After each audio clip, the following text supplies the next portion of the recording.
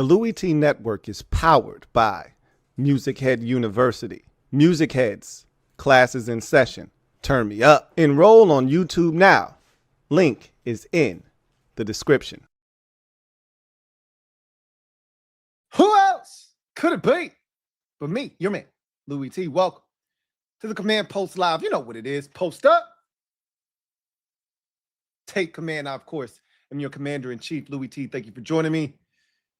The Commanders' defensive coordinator search just got real. Shit just got real today. I lied to y'all. I apologize. My bad. Okay. I told you there was only one hire that could get me excited. There's another. Shit just got real today. We got Brian Flores in the building. Now, he's not going to agree to anything. He's got a lot going on right now, which further fuels my speculation that we have no shot. We got no chance. That's what we got. But at least we got him in the building. At least he opened his ears and his heart. Oh, gave us a chance. Gave the little guy a shot. No telling what they said to him. No telling what he said to them. Maybe the lines of communication stay open. We'll see. But I'm excited for the other guy that they interviewed today. Let's talk about all of the happenings with this Washington Commanders defensive coordinator search. This shit is wrapping up this week. I got a feeling that they're going to find their coordinator. Yes, they're going to find their coordinator. Watch they try to do this shit on Friday again. Let's talk about all that transpired today with the Commanders and their defensive coordinator search. So, Ian Rappaport reported roughly about an hour and 30 minutes ago or so that the Commanders did, in fact, interview Brian Flores for their defensive coordinator job today. Okay, so he was in the building today. Remember, tomorrow is former Cardinals head coach Jonathan Gannon, but they also did something else today. So this is the reason I don't want to get too excited about B-Flow. All right. Not only does he have, again, the pick of the litter, once these teams start settling in on head coaches, if he doesn't get a job himself, which we think is highly unlikely, but I did tell you yesterday, there is one place that isn't afraid to go against the grain. They're not afraid to buck the system. They were the only team out of 32 NFL franchises. They were the only one willing to give this man a job when the rest of the league turned their back on Brian Flores and was ready to blackball him. So with that in mind, look what Brian Flores is going to do tomorrow. Tomorrow, Brian Flores is going to interview for the Steelers job tomorrow. Jordan Schultz says the Steelers have requested to interview Brian Flores for their open head coaching position. And it feels like I think, if I'm not mistaken, I've seen that he is supposed to interview for this job tomorrow with the Pittsburgh Steelers. This feels like the only job he can get. I don't think any other team in the NFL is going to touch him in terms of their head coaching position, but this guy is a fit. If they want to go the Tomlin route again, Flores is it. No nonsense, defensive-minded guy, tough as nails, going to shoot it to you straight, and the players love him. The ones that he doesn't piss off, they love him. They're going to play hard. They're going to play physical, hard-nosed defense. You know what you're getting, and he's just got to figure out the offensive side of the football. I wouldn't be shocked if he landed in Pittsburgh. But you're telling me there's a chance because the Commanders got him in the building, and that's all I ever asked for. I just wanted a shot. I just wanted a chance. I just wanted him to hear us out. All I wanted him to do was hear us out. And shout out to B-Flow for giving us a shot, just giving us a chance. Even if he has no interest whatsoever in this job, he said, I'll take the interview, bro. It won't hurt me. It won't hurt me. I'll take the interview. Keep my name out in these streets. Letting people know that I'm in demand. Yeah, I'll take the interview. But this is what I want to talk about because he feels unrealistic. He feels unattainable, right? I hope I'm wrong because that's the guy. Like the offensive coordinator search, Mike McDaniel was option 1, option A. For me, option B was probably going to be what they ultimately decided upon, which was going with David Blau in-house. This is option A. Much like Mike McDaniel, option A feels very unrealistic. Doesn't stop me from wanting it to happen. However, option B just became this. This is from John Keim. Washington interviewed Seattle defensive backs coach / pass game coordinator Karl Scott per me and at Brady Henderson for their defensive coordinator opening. He's the only one they've interviewed without prior DC experience. They will meet with Jonathan Gannon on Thursday. So I think he's a long shot, he being Karl Scott. Obviously, they couldn't meet with him in person because he's getting ready to prepare for a playoff game on Saturday night against the San Francisco 49ers. So they had to conduct their interview with him via Zoom. Why am I so high on Karl Scott? I got a long story to tell. This is the guy. Now, we talked about this with David Blau. What makes me sure that Karl Scott knows how to call plays? He's never done it before in his life. I don't know. Just like I don't know if David Blau is going to be any good as the offensive coordinator. But I'm intrigued and I would love to find out. I said DQ is going to do the safe thing. I expect him to do the safe thing. None of that has changed, okay? None of that has changed. Let's talk about Karl Scott and why I'm so excited about Karl Scott. So I expect DQ to do the safe thing. And I'm not mad at him if he chooses to do this because, again, it's his job on the line. It's his career as a head coach in this league on the line. So he needs to do whatever he feels like is in the best interest of him remaining the head coach past 2026. And if that means hiring a defensive coordinator who's done it before, who you're more comfortable with him calling the plays and maybe you having something to do with it, so be it. So be it.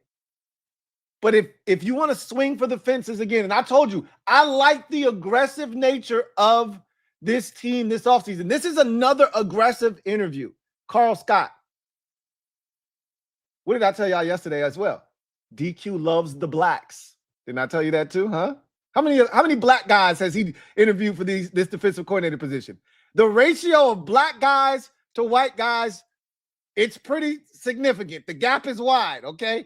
It's like 5-1 right now. Feels like. I love it. Though DQ reminds me of another one of my favorite head coaches in the league, Bruce Arians. I always used to call him Uncle Bruce with the cool cat with the Kango to match. He loved the brothers. He loved the blacks. He would always make sure he got a black guy a job. Looked out for Byron Leftwich. Looked out for Todd Bowles. He was always looking out for the brothers. DQ is another one of those dudes. And I would love it if he gave Karl Scott his first opportunity to be a play caller in his life here in Washington. So how did I cross paths with Karl Scott? Normally, I don't know who the hell these guys are, right? I'm figuring them out just like you are. But I actually stumbled upon a 53-minute seminar that Karl Scott put together. He did a seminar, and a lot of times I didn't know this because I have several of them in my archives. These college coaches during the offseason, they do these seminars and they do these like coach speaks, coach talks amongst coaches at different levels, high school coaches, college coaches, whatever the case may be. They speak at these engagements and they share knowledge. It's the coolest thing. It's like they got this fraternity and they somebody sets it up, and it's usually somebody they know and they're really comfortable with, have a great relationship with, and they'll come and speak at this seminar, this conference, and you share all of your philosophies and your strategies and things of that nature, your coaching tools. And so I've got this 53-minute video. I had no idea who he was, of Karl Scott This was when he was under Nick Saban at Alabama. And he starts off this 53-minute presentation. That's essentially what it was a presentation. Giving information about himself, where he came from, his work, how he worked his way up the ladder to become the Crimson Tide defensive backs coach. And then he started to talk about their scheme, things that they run, how they run it, how they teach it, what they're looking for, what they're trying to force the offense to do, how they're trying to funnel the football to certain areas of the field. It was so engaging, and I was caught hook, line, and sinker. I've watched it at least 7 times, fallen asleep to it at least 6 times on different occasions. Okay. So I've listened to Karl Scott break down the defensive backfield of the Alabama Crimson Tide. And remember, he was the defensive backs coach, specifically the corners, in 2020, the year they went undefeated, when they had players like Patrick Surtain II. They had Brian Branch. They had Malachi Moore. They had Josh Jobe. All of these guys ended up drafted into the NFL. Jalen Armour Davis. These were all guys that flourished under his tutelage. And then it didn't dawn on me until, because I didn't even know he was in Seattle. It didn't dawn on me because I remember I used to talk shit about Josh Jobe. I used to call him Jolly Rancher Jobe when he was in Philadelphia. Because we would eat him up. Yum, yum, eat him up. Yum, yum, eat him up. He was Jolly Rancher Jobe. He goes to Seattle, and all of a sudden now, he's hooping. And I'm like, the hell got into Josh Jobe? He's a free agent this offseason.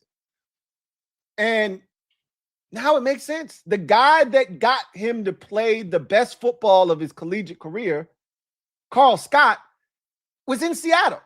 And he was brought to Seattle. So after that 2020 season where the Crimson Tide went undefeated and a lot of praise was given to Karl Scott for his work with those members of the secondary, specifically the cornerback room, because that's what he was really focusing on.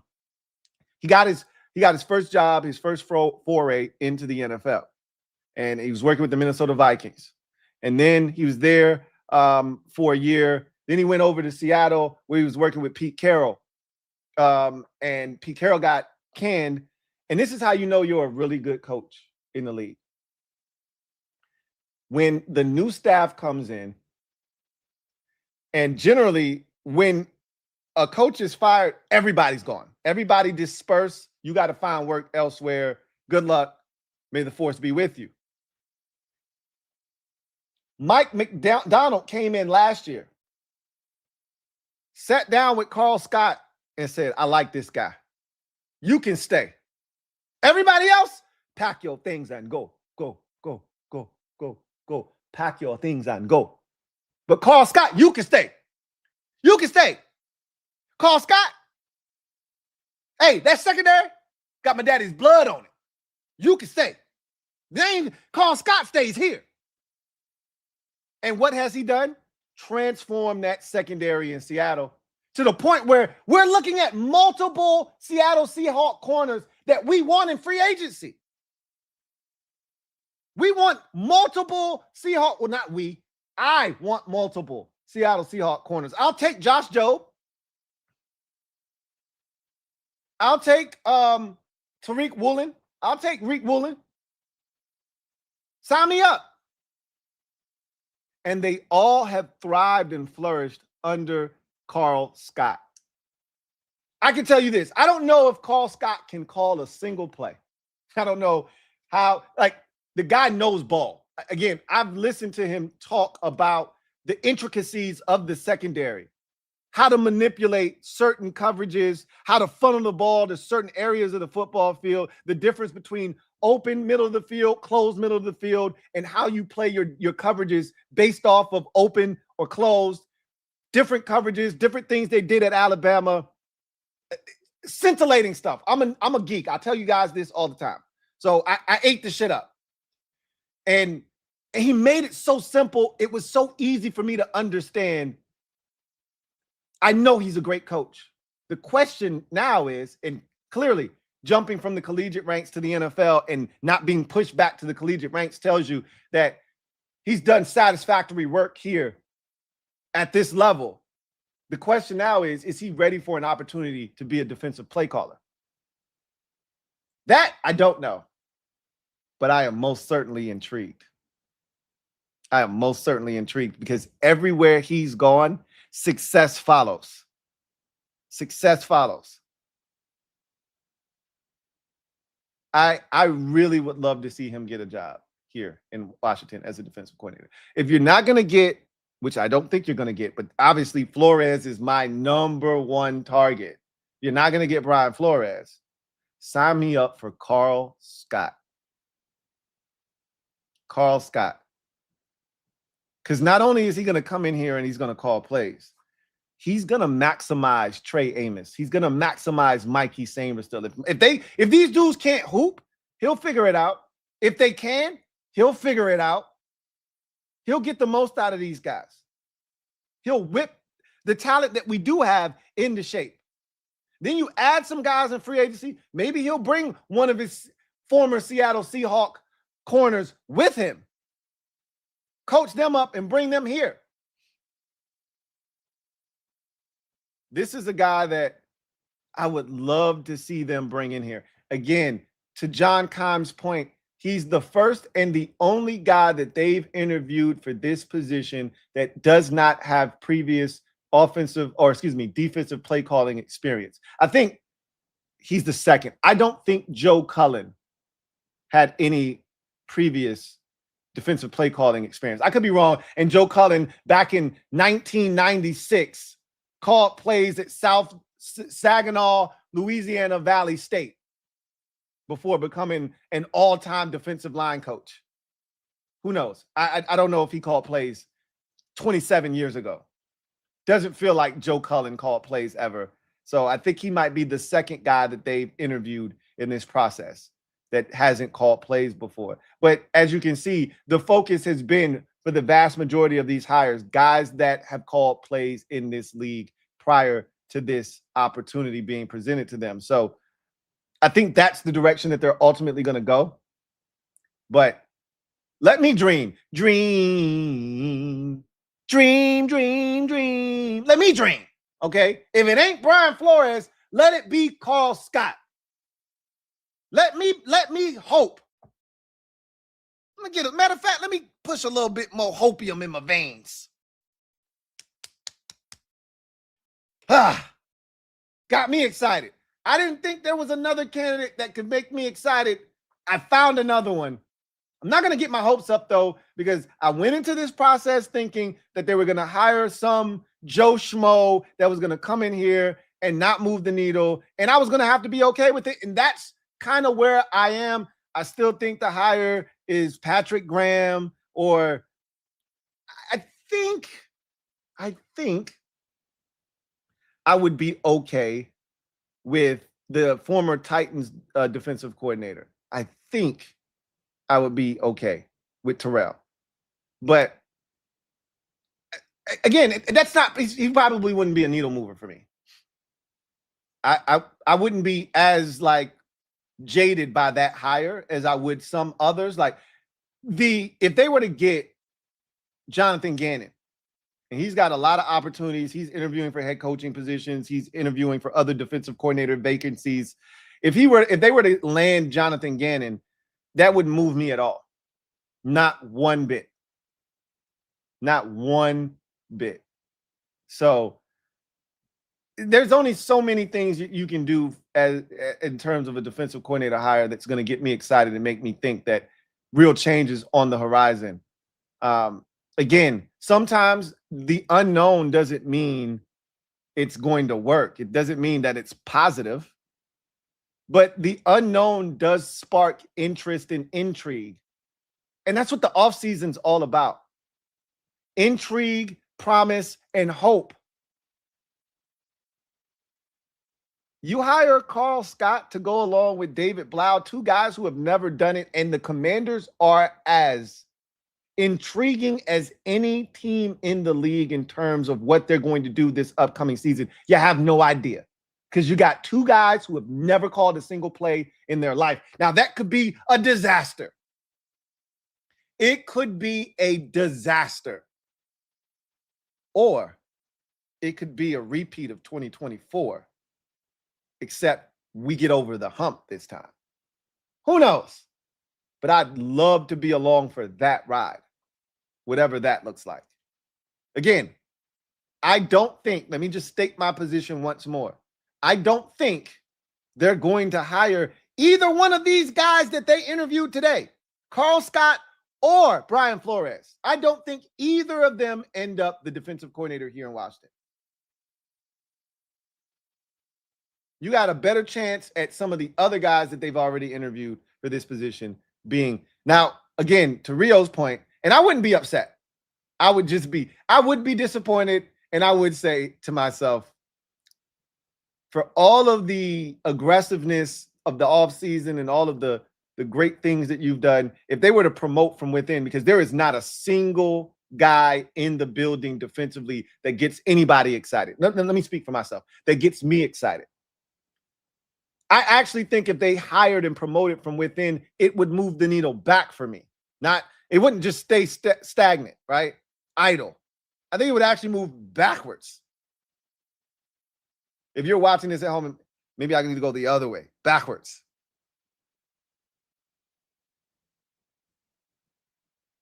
Everything else would just keep it idle right there where it's at. No movement. You hire somebody in the building. You hire Brian Flores. The excitement meter goes all the way to E, not to F. E as in excited. It's here, which is neutral. F is that way, not full, flummoxed, frustrated, whatever F adjective you would like to use for disgruntled or confused or perplexed. I'm here. And I expect to remain here after they've made a decision, because I don't think it's going to move the needle for me. You hire Karl Scott? Yeah. You hire Brian Flores? Yep. Karl Scott? Brian Flores? Anybody else? Internal hire. That's what it looks like for me. We'll see what they decide to do. I think we're going to get a hire by Friday. They interviewed Jonathan Gannon on Thursday, and I think that's going to be their last one. They're going to complete their process, and I think they're going to hire someone on Friday. They always jerk me around on Fridays. I always show up, I do a video, I get off, I talk about how they're not going to do anything on a Friday, and then as soon as I get off, they do something on a Friday. You're not going to get me this time. I'm expecting the Friday news dump. I'm expecting the Friday news dump this time. Maybe it happens, maybe it doesn't. But if it does, I'll be expecting it this time. We'll see what happens. But I digress. Let's get to a word from our sponsor. Come back on the other side, and then we'll get to the comment section and what you guys have to say about what the Commanders have done here with the interviews that they've conducted today with both former Vikings defensive coordinator Brian Flores. We got him in the building. And Seahawks defensive backs / pass game coordinator, defensive pass game coordinator, Karl Scott. Sleeper is the best way to experience and connect over sports together. It's a one-stop shop for all of your sports needs. You can celebrate and chat in the games in real time with other users, get the fastest scores, blazing fast news and alerts right at your fingertips. Play in fantasy leagues and win real money on picks contests. So enjoy sports the way they were meant to, together. Download the #1 sports app today. Predict the hottest football stats like passing yards, receiving yards, touchdowns, interceptions, and much more to cash in on your daily fantasy football skills. Use promo code LTN, and Sleeper will match your first deposit up to $100. Terms and conditions apply. See Sleeper's terms of use for details. Currently operational in over 25 states. Check out Sleeper today. Sleeper. All right, so let's get to the comment section, see what you guys have to say. I'm all in on Brian Flores and Karl Scott.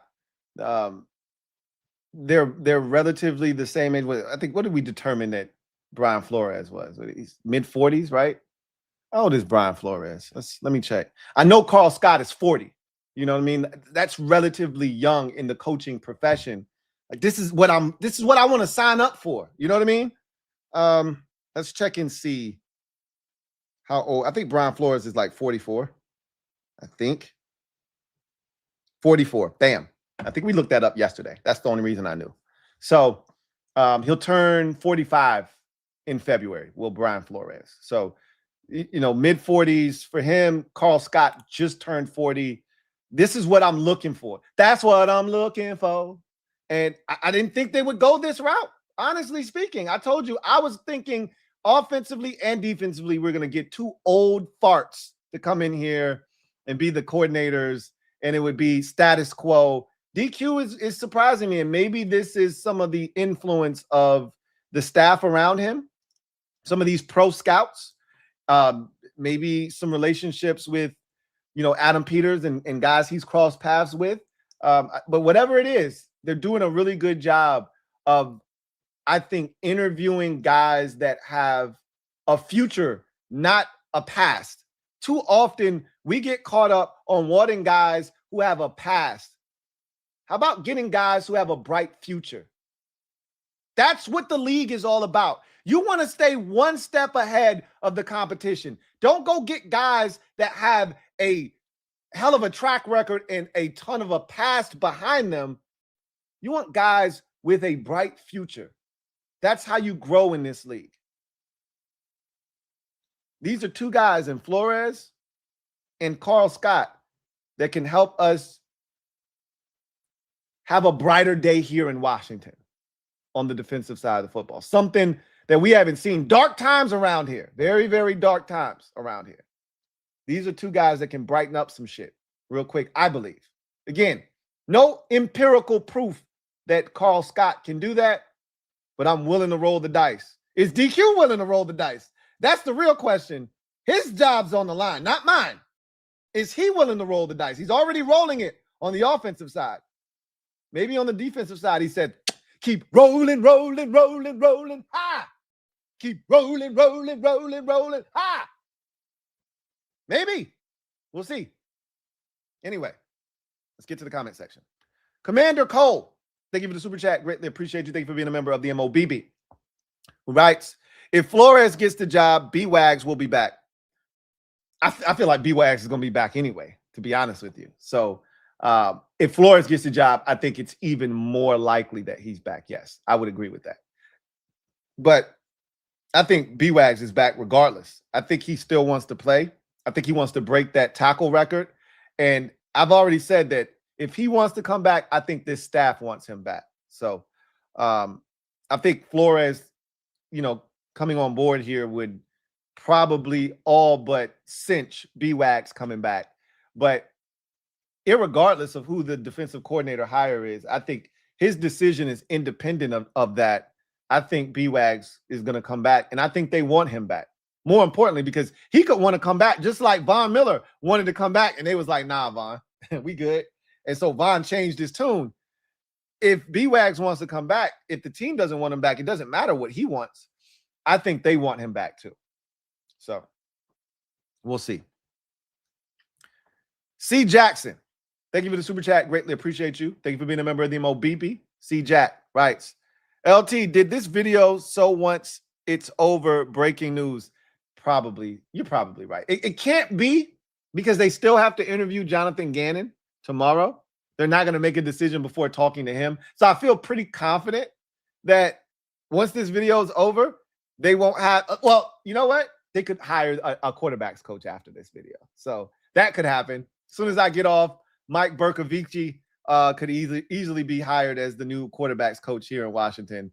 That it wouldn't shock me if that happened. Just my luck, right? That's always how these things seem to go. So if that happened, I wouldn't be shocked. It would be so on brand for me, right? Joshua Farish, thank you for the super chat. Greatly appreciate you. Joshua writes, it's funny that we all thought the OC position was going to be the most interesting, but DC position is getting juicy. It is.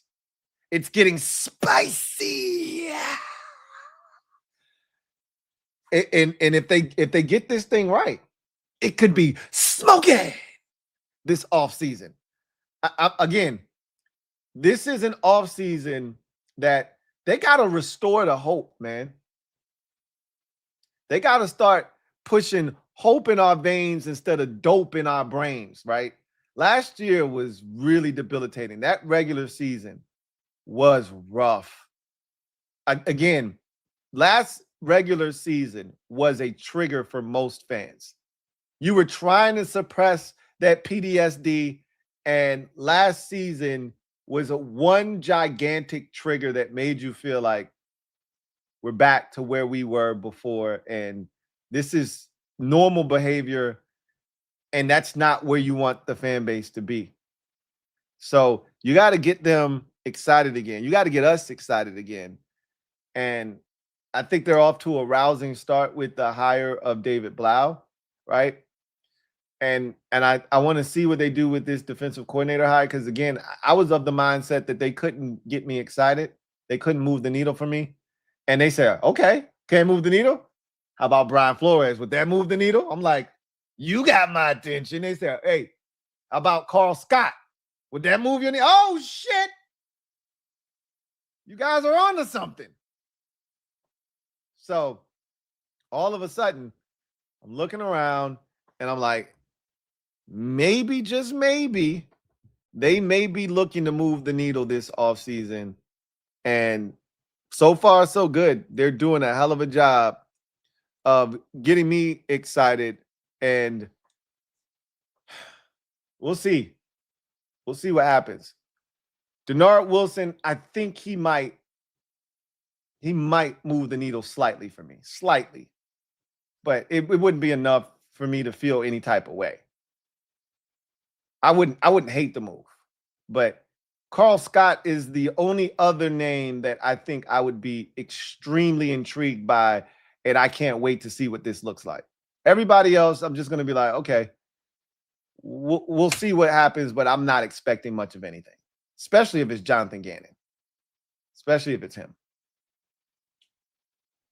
Because we've seen the coordinator that wants to rush for and play coverage and play zone at that and play off and soft and, keep everything in front. We've seen that guy plenty of times here in Washington. And that shit never works for us. Video channel. Thank you for the super chat. Greatly appreciate you. Thank you for being a member of the MOBB video channel. Writes, Lou, video channel. Flores, when Pitt passes on him and he's looking at that Commander's DC job, quote, damn, you think we can still get that job at Rockefeller? So won't you raise your glass, won't you? Hey, I would love it if he looked around and he was like, shit, thought I was going to get this Steelers job, but still think I can get that job with the Commanders? Commanders. Still think I can get that deal at Rockefeller? I would love it, man. That would be awesome. But this is the thing. He's got so many options. It's not like either Steelers job or Commanders job. It's so many other options available to Brian Flores. And as I've said, the best option, if he's not a head coach, is probably to just go back to, the Vikings. Again, I don't know where their relationship is, because if I'm Brian Flores, I feel some type of way. I'm going to be honest. How in the hell did you let my contract run out? How did you not think highly enough of me to offer me a deal? And maybe they did offer him something and he turned it down in hopes of going out and making more money, or pressing the Vikings for a raise and forcing them to see what the market was, and then maybe they would come and ante up. But how does he not have a contract? I'm somewhat confused by that, befuddled. How does this man not have a contract when he's the best thing you got outside of your head coach, who's also doubling as your play caller, and Kevin O'Connell? How is it that you're allowing this guy to test the waters when he's the only reason that you've had two back-to-back winning seasons, and last year's winning season was massive with Sam Darnold? I don't know. I would love it though, video channel. Good one. Good one. John Perez, thank you for the super chat. Greatly appreciate you. My guy, JP, thank you for being a member of the MOBB, who writes, why don't you have faith in us getting the DC hire right? I didn't say I don't have faith in them getting it right. I don't have faith that they're going to get a guy that's going to get me excited and move the needle. I didn't say it wouldn't be the right hire. They could go out there and get Jonathan Gannon, and he could be the perfect hire for this team. I just know what I saw from Gannon as a defensive play caller the last time he was a DC in Philadelphia, and it wasn't impressive to me. And again, we don't have 2022 Philadelphia Eagles talent. We don't have two all-pros in the secondary, two Pro Bowl players in the secondary. We don't have four rushers that can get after the quarterback and we can just rush four and play coverage behind it. So if that's the basis of your scheme, no, I don't have a lot of confidence that you're going to be able to come in here and turn it around, because we don't have that type of talent. I want somebody that's going to be innovative, cutting edge, looking to do things differently. And again, blitzing isn't everything. Just you look at Mike McDonald, he doesn't blitz a ton. Again, they get pressure though. They get pressure on the quarterback with 4. First thing he did when he got there was he revamped that defensive front. Drafted Byron Murphy. Next year, he went and got DeMarcus Lawrence. He made sure that he poured resources into that defensive line. And then he went and got his middle linebacker. That was the second thing he did. Maybe the first was go get Ernest Jones, who's been fantastic for them. He had Roquan Smith in Baltimore. And he said, I need one of them. And so he went and got Ernest Jones. If you're going to, generally speaking, this is not all the time, but generally speaking, you show me an elite defense, and I'll show you a team with an elite middle linebacker. Again, it's not every time. It's not every time. But if you show me an elite defense, I'll show you a team with an elite middle linebacker or someone that causes havoc.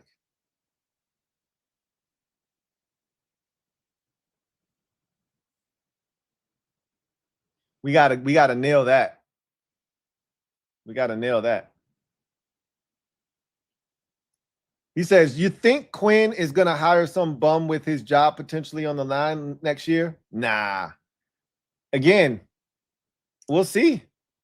My confidence level, I already told you, my confidence level in Quinn's ability to hire personnel and staff members was pretty low after last season.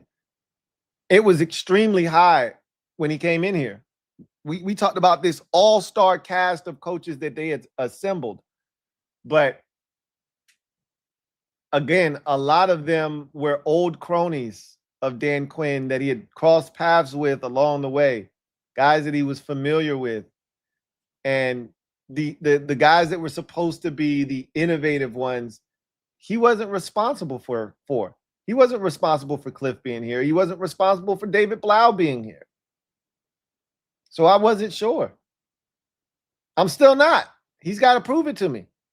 But I do like the wide net that they've cast. I do like the quality of candidates that they've picked from. It shows me diversity, and it shows me that I might have been wrong about Dan Quinn's ability to identify young talent. That was the thing. I said, I didn't trust Dan Quinn to identify young, up-and-coming talent in the game. That was the thing that I said. I never said that it wouldn't work. I said, I don't have confidence in Dan Quinn's ability to identify young, up-and-coming talent, because I told you when me and Rio were watching these games and we would be texting back and forth, all we kept talking about is, look at this young guy. Look at the energy he brings. Look at the innovative way he's coaching these players. Look at how they're getting these guys to fly around. These guys are playing third and fourth stringers, and look at what he's getting. Look at Robert Saleh in San Francisco. They're playing the fourth, fifth, and sixth linebackers. No Bethune. No D Winners. No Fred Warner. Fourth, fifth, and sixth linebackers, and they're getting production. Because Saleh is like that. That's young, hungry, defensive mind getting after it. And he don't blitz a lot. That 49ers defense is not good. It's not good. But because of their coach, they're in ball games with a chance. That's what I want. Somebody young that can take that position by the horns and give us a shot every week, even when the talent is lacking. Young guys do that. Older guys can do that too, to an extent. But I want something young. I'm tired of these old farts. I want some young, youthful energy in the building, man. I think DQ does too, which I'm shocked by. Very excited that he's gone this route this offseason. Now let's see what he does. Let's see what he does. Marcus B, thank you for the super chat. Greatly appreciate you. Marcus B writes, with an experienced DC, no way Bobby's back. Again, I don't want to play the Bobby isn't back game, because what you're doing is you're setting yourself up for disappointment. You're setting yourself up for disappointment, because there is a world and a scenario, a very real scenario and possibility that Bobby Wagner is back on this roster next year. So what I'm not going to do is psych you up, hype you up, and tell you that, oh, no, Bobby's gone. You could want Bobby gone. I don't know if that's really what you want, though, because, and again, I can't say that Jordan McGee can't, but if he could, I'd like to think that they would have tried to give him more opportunities to do that. And they did at the end of the season, but again, I'm not sure that they're confident that he's ready for the title of signal caller, green dot communicator. I'm not sure they're ready for that. They think he's ready for that. We'll see. We'll see. It's some options in free agency. If you don't want to go that route, it's some options. Leo Benjamin, thank you for the super chat. Greatly appreciate you. Thank you for being a member of the MOBB. Leo Benjamin writes, Lou, what up, Leo? If we get Flores, I'm going to get a jersey with B-Flow on the back. And I'm not a jersey guy. Look, man, if we get B-Flow, we up and we stuck for the rest of the offseason. Like, it's going to be hard. Even, like, okay, so if we don't get, like, if this aggressiveness doesn't maintain itself throughout free agency, then you may see a little dip in the amount of excitement. But I can't imagine us coming down from the high of getting a B-Flow if we were able to land him. It's exactly what we need in a division with teams like Dallas and Philadelphia, who are offensively dynamic, when in the case of Philadelphia, when they've got a good play caller, and in Dallas, when Dak Prescott's healthy, regular season Dallas is as dynamic as you will find in this league offensively, with both Pickens and CeeDee Lamb. So again, you need a defensive coordinator that's going to be able to hold those teams down and give you a chance to win football games against them. I would love nothing more than to see Brian Flores brought on board here with the Commanders. Highly unlikely, but so you're telling me there's a chance. That's all I asked for, was a chance. They got him in the building. That means they were able to pitch themselves to him and vice versa. That's all you could ask for. Hopefully they left a lasting, indelible image in his mind, to the point where he's like, I think Washington's the one. Even when he's hiring with other interviewing with other teams, in the back of his mind, he's thinking, Washington's the one. That's the hope. Nothing wrong with hoping, man. But we up and we stuck if we get B-Flow. Can't tell us nothing. Leo Benjamin, been a member for 40 months. Salute. Who writes, I'm on B-Flow watch. Ain't nothing wrong with it. Ain't nothing wrong with it. Just, all I ask is that you don't get your hopes up too high. The level of disappointment that follows and ensues after you find out that he's not the guy here could be devastating. I don't want that for you in the offseason. So just keep it balanced, right? Even keel, as they like to say. Don't allow yourself to get too caught up in Brian Flores being the next defensive coordinator in Washington. Again, it could happen. Highly unlikely, but it could happen nonetheless. So let's hope it happens. But he's got an interview. I think he's got an interview with the Steelers tomorrow. And, we'll go from there either tomorrow or Friday. And then we'll go from there. I personally think that tomorrow's Jonathan Gannon interview is the final one that they'll conduct. And I think they make their decision based off of the guys that they've talked to over the last week or so. So, which is a bunch of candidates at this point. So I think they have enough of a sample size to figure out who was the best of the guys that they talked to, if someone wowed them, etc. We'll see what happens. Anyway, I digress. That's going to do it for me, your man Louie T, here on the Command Post Live. You know what it is. Post up. Take command. We got B-Flow in the building. We interviewed him. Bart Scott. Can't wait to see how that went. But more importantly for me, because this feels more realistic and attainable, we interviewed Seahawks DB's coach / defensive pass game coordinator Karl Scott, the defensive back guru and cornerback whisperer. I would love nothing more than to bring Karl Scott on as this team's new defensive coordinator. If you can't get B-Flow, remember, B-Flow is option A. He's the defensive version of Mike McDaniel in this search, who we did not land. And it did not feel like we were ever going to land. The difference is we never actually interviewed Mike McDaniel. We've already interviewed Brian Flores. So you're telling me there is a chance. He's option A. My new option B is Karl Scott, for all the reasons that I've already listed. I'm excited. This is something that I didn't think could happen. Another guy not named Brian Flores potentially getting me excited about their hire here in Washington. DQ, you know what to do. Make it happen. Like Mariah Carey, make it happen. Make it happen. Make it. Y'all know what it is. Post up. Take command. Until next time, you guys enjoy the rest of your night. And I will see you guys next time. If any news breaks, you know where to find me. Maybe something's about to happen. I'm about to get off. You know how this goes. Till next time. God bless. Good night.